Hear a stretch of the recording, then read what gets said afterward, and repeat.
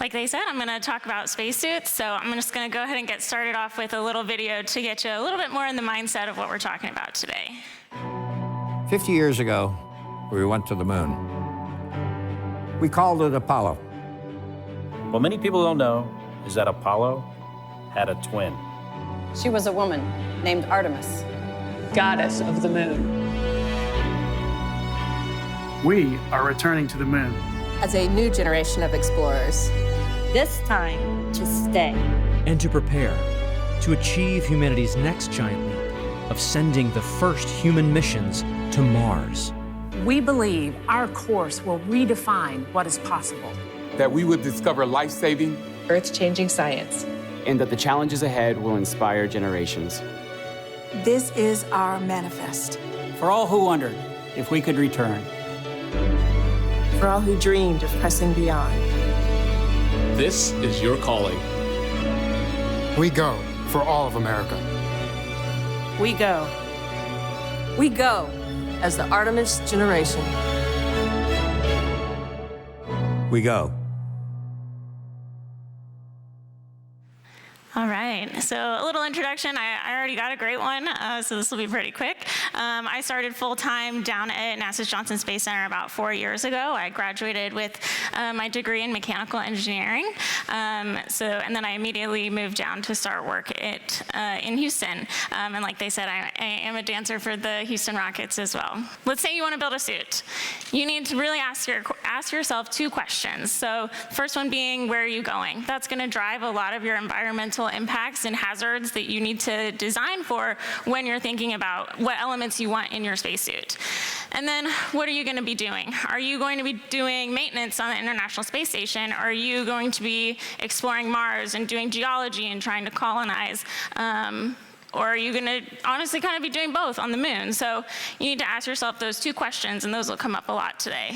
Understanding kind of why we need spacesuits. So obviously this is our International Space Station. We have that in space today. So everything that is a part of this station that provides life support, such as your water for drinking or nutrition, or even cooling, maintaining your temperature, providing air to breathe, oxygen, all of those kind of life support things that we require to survive has to fit inside this small human-sized spacecraft. It's kind of a misconception that it's just a garment that you can put on and walk outside, but it is a fully functioning life support system. So why do you need this? And we'll talk a little bit more about these, but temperature extremes, you've got to be able to manage the hot and the cold and protect your astronaut as much as possible. Radiation, obviously from the sun. You have micrometeoroids and dust that can be pretty hazardous, and then you need to provide pressure to your astronauts and oxygen to breathe. So getting a little bit more into that. So protection from temperatures. So like I said, it gets really, really cold and really, really hot. So we want to be able to minimize kind of how much conductive heat transfer and radiative heat transfer we get into our astronauts. And you can see in some of the graphics how many layers of a spacesuit goes into protecting for those environments. So one thing that we have them do is we'll wear this garment inside of our spacesuit. It's called our liquid cooling and ventilation garment. We have about 300 feet of tubing that runs water from our life support backpack over across your astronaut. It will cool them. It will take the hot water back and recycle it and kind of keep that process going for your several hours of your spacewalk.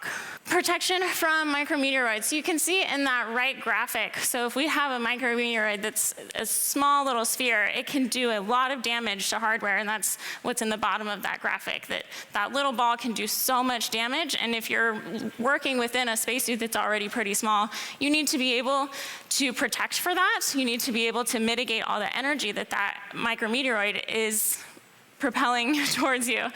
So that goes back to all the layers of the spacesuit. We need to have those protective layers as well to be able to mitigate the energy that will come into contact. And then obviously we're out in space, so we are in a vacuum. There's no air to breathe. You can see in that graphic there that that's a test that we were doing at Johnson Space Center several years ago, and it was a vacuum chamber test. But this test subject was accidentally disconnected from their life support umbilical. And so they had an immediate pressure drop. They were exposed to vacuum. And they pretty quickly passed out within about a half a second. But they did actually survive, and we were able to kind of talk about that experience with him. Protection from radiation, I'll talk about this a little bit. Really, we're trying to mitigate the radiation that we see as much as possible. Again, really getting back into those layers. So there's a meaning for everything. So we're trying to mitigate radiation. So we have a couple layers that are reflective in our outer protective garment, and then our helmet as well has visors. But we do still monitor the amount of radiation they see over their lifetime for each astronaut, and then we kind of account for that when we're doing our planning. So now that we've got kind of a little more information about kind of the specifics of why we need this, we can really start looking to our history of where we came, what pros and cons we had with the previous suits that we've used, and so that we can make better informed decisions for our designs for the future. So really starting off with our Mercury and Gemini programs. The Gemini EVAs was our first EVAs, and they essentially just went outside of their capsule on an umbilical that connected them to their capsule and provided their life support. So that's why we don't need the backpack, or why we didn't wear the backpack in the Gemini. Those suits were generally an iteration of military high altitude aircraft suits. So we really, that was kind of a good start, right? But we had to do a lot of iterating to get kind of past that so that we can have more capabilities with our spacesuit in the future. The other things that are kind of important for these spacesuits to know is that they were all custom fit to each astronaut. So we had a relatively small astronaut corps, and so having custom fit suits, when you're looking towards growing your astronaut corps and growing the people who will work and live in space, that wasn't necessarily feasible for long term. So we ended up switching over to modular spacesuits, and this is really when we started doing Space Shuttle, International Space Station spacewalks. So we switched to a modular spacesuit design, so we have different sizes of several different components of the spacesuit. So arms, gloves, boots, all of that became modular. So that also allows us to do maintenance a lot easier. If we end up having damage, say from a micrometeoroid, we can take a certain component offline and replace it, or have a different size to be used so that we can do maintenance on just the one component. So that also really allows us to extend the life of what we want out of our spacesuits. So with Apollo, Gemini, it was pretty much a one-time, one mission requirement. They went up, they did their thing, and they came back down. But we've been using these for more than 20 years now, so we're really trying to extend the life, and that's a lot of kind of what we're trying to learn for how to go really to the moon and beyond as well. So next steps, we're trying to go back to the moon in 2025. We really want to explore the South Pole, and then, like they said, we are preparing to go to Mars. So how are we doing that? We're going back to those two fundamental questions of where are we going and what are we doing? So we are going to a new planetary body to try to be more autonomous, to be more mobile, to do more science, and that's all playing into kind of what we're thinking about when we're designing these next suits. So that's kind of where my team comes in. We've been prototyping and developing for the past 30, 40 years now, really trying to learn and kind of iterate what we learned with Apollo, but understanding that we want to be more efficient in the future. So you can see kind of some of the design changes that we've made over the years. One of the most significant ones being we created a rear entry suit. So the current spacesuits, you pretty much put on like a t-shirt. You come up below it and put it on like a t-shirt. For these, we can enter from the back, which really helps get our shoulder positioning more in front of us so that we can be more effective in our workspace. And then that also helps us kind of decrease the depth that the suits need to be so that we can accommodate our smaller subjects, and we can get a lot more inclusive with the astronauts that we're able to send to space. space. So that was a couple kind of key things over the years. You can also see a lot of changes in the lower torso design. So we added a lot of bearings, soft good convolute knees and hips, and then you can see the bearings that we've added in your waist and hip area as well. Knowing that we've been prototyping for years and years and years now, when we announced that we were going to go back to the moon, we essentially put all of those lessons learned from those past suits into this new suit. It's called our Exploration Extravehicular Mobility Unit, or xEMU. So that has really been kind of the culmination of showing where do we go with history and how can we be more prepared for the moon or onto Mars. So a couple videos to kind of show what specifically we're looking at when we did research Apollo. So you can see on this video on the left, they're trying to do their science. They're trying to get the core tube of the lunar regolith, and they're hammering, and they drop their hammer. They didn't have the mobility at the time to just bend down and pick up a hammer.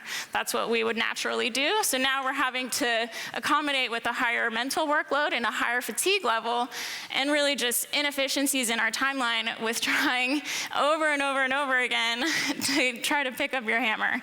And I cut down this video pretty a lot, and he still didn't even pick up his hammer, at least not in this video. And then moving on to the next one. So obviously we walk foot in front of foot here on Earth, and that we didn't have the capability or the mobility designed into the suit to allow for that. So they ended up doing this little gallop, which again is just not really necessarily it wasn't intuitive to what we were kind of expecting to see on the moon. We were expecting that we would be able to walk. And so again, taking up more mental bandwidth that using on EVA that we would really prefer to be used for science. So talking about kind of how it's going, how we went from past to now. So let's say you pick up a hammer. Obviously it's not a hammer, but now you can bend down, you can pick it up. You have that motion in your hips and your waist. You can flex and extend, and then you've got the use of all of those bearings. And then moving on to kind of how we can walk now, we've made it a little bit easier, a little bit more intuitive to use your momentum and kind of just be able to walk as you would normally plan on doing. Understanding that we're trying to really improve and try to prove that the design changes that we made matter, how do we go and prove that it's ready to use? So we really want to prove out all of this in different lunar or different relevant gravity offload environments. So this first one will start, this is our robotic test facility. It provides a constant force offload via lifting cable that we can essentially hook the suit up to and simulate different gravity types, lunar, Mars, really even microgravity. So in this one, you can see practicing trenching, practicing doing using our tools, doing some training with that. And then you can see in this next video, this video was taken in a different test facility. This is our underwater neutral buoyancy lab that provides offload with buoyancy. So trying to understand kind of the different effects of different facilities and understand how that impacts your interface with the suit. So I also wanted to show this video to show that we're not always perfect. This was kind of early on in us using and understanding this facility for lunar purposes. So sometimes we still have to learn and iterate on how to provide the best simulation for our astronauts so that we can be training in a positive manner and that we're not doing any negative training. But then that's all to say we can make changes and we can make it more easy and more intuitive to perform tasks in this facility. So it's a learning process. It's not perfect the first time around, and I think that's something that's also really important to highlight. So then in our last video, this is kind of comparing all of our different facilities. So you've got the robotic and the buoyant, and then the middle video is from a zero-G aircraft that does the parabolas to provide our offload or our gravity simulations. So you can see that for performing one task or having one mobility task to perform, that they're performed differently in each environment. So then trying to understand the impacts each environment has on the test that we're trying to perform, and which one could be more realistic, or which one can be the best for training certain tasks, trying to understand how everything gets encompassed in each environment. And then that's all to say we don't always do everything with pressure suits. It is a more hazardous environment. So now if we want to end up actually go try to do geology, it's a lot easier if we can just take out a mock-up suit or a kind of a replica suit that is designed after the pressure suit, but we can take it out to the desert and astronauts can actually get training performing geology. So their mind can be focused on geology, but also understanding that you're carrying around a heavy load, you have a lot of mass and inertia on you. So how can you think about that, and how does it change your mindset when you're trying to go approach a rock and trying to understand kind of the terrain that's out in front of you?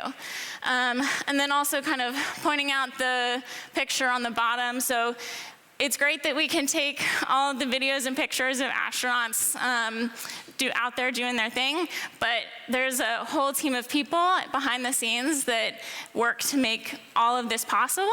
And so we have people from interns to technicians and operators, engineers and scientists, and it's a full team effort, and it's one group cannot exist without the other, and we cannot be successful without each other. So knowing that, do you have what it takes to come help us explore beyond?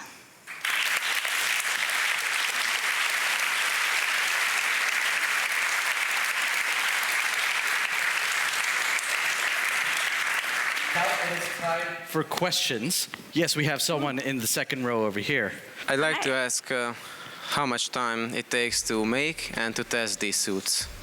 A lot of time.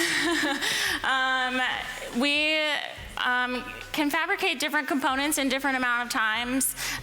We buy several of them kind of from outside vendors, and they'll do a lot of kind of the component level testing for us.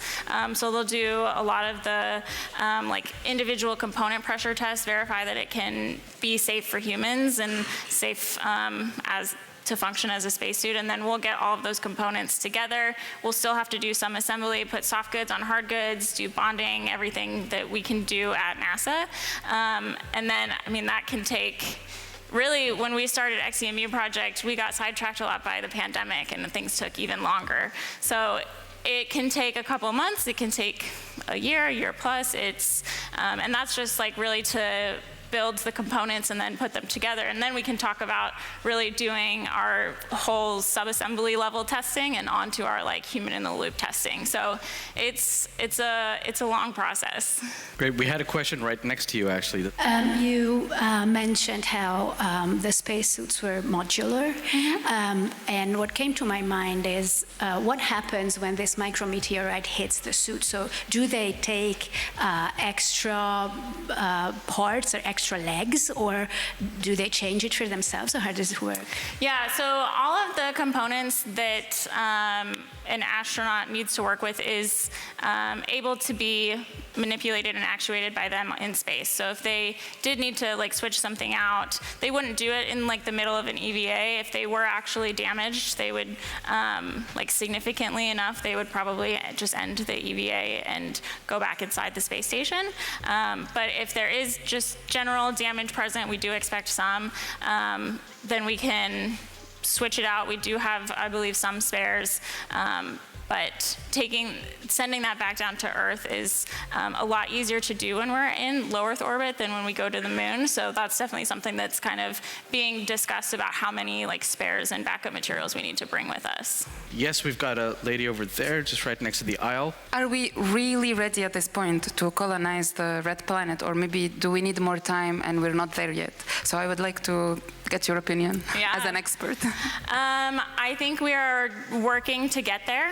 I think that's a large part of why we're trying to go back to the moon first, is so we can learn how to make new material or new items. We can learn how to sustain a life for a longer duration when we don't have the help of being super close to the Earth. So that's really kind of one of the main goals of why we're going to the moon, is so that we can learn what we're going to need and what we're going to need to know before we can go on to Mars. So I think it's a plan that's in process, and we're getting there, but it'll still, we still have a couple steps to take. Right, thank you. Do we have any more questions? Yes, we have someone in the front row here. Involving the private sector, how can the private sector support the development of the suit, and what can we expect from the sector? Thank you. Thank you. Yeah, so NASA has actually contracted out providing spacesuits for our lunar exploration to 2 commercial companies right now. So it is kind of in progress that it's, we're trying to use some of our more commercial companies kind of to help us, and then we work with them kind of directly to provide suggestions or feedback, or understand how that can impact our training flow or whatnot. Did that answer your question? Okay. Yes, we've got a lady over there in the black t-shirt. You're part of a larger team. What's your job specifically? Yeah, so my job, I am primarily kind of a test engineer, so I get to providing the suit kind of to other teams to help them either develop hardware or develop operations or anything that we might need for the moon. So I do a lot of testing of working with them, helping them kind of understand what it is the suit can provide, how those interfaces can happen, how we can be successful with all of the tests that we are planning. So that's really where my focus is, on doing kind of the testing and making sure our hazards are covered and making sure we can be safe but productive. Sounds hard. Yes, we have a question right in front of the last one. Yes. Maybe it's a bit of a silly question, but when you mention colonizing, I guess that implies like a longer kind of mission. So my questions, like I'll try to make it short, but how long is it estimated that an astronaut will be wearing the suit at a time? And then you also mentioned that you keep some spares for this kind of preparations for this longer mission.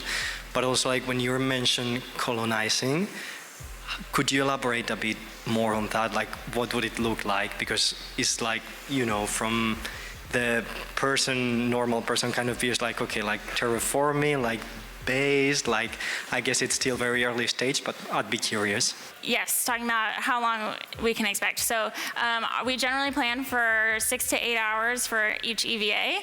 That's kind of how much like air and water that we generally provide. We have some contingency elements in the spacesuit itself, but we generally plan for 6 to 8 hours each time we actually like pressurize and go out into space. As far as colonizing, great question. I think we need to learn what we expect of the spacesuits and what they need to be able to endure. I think the durability and the impacts of kind of all of those interfaces and everything is going to be really important when we're understanding what we need to do to actually colonize.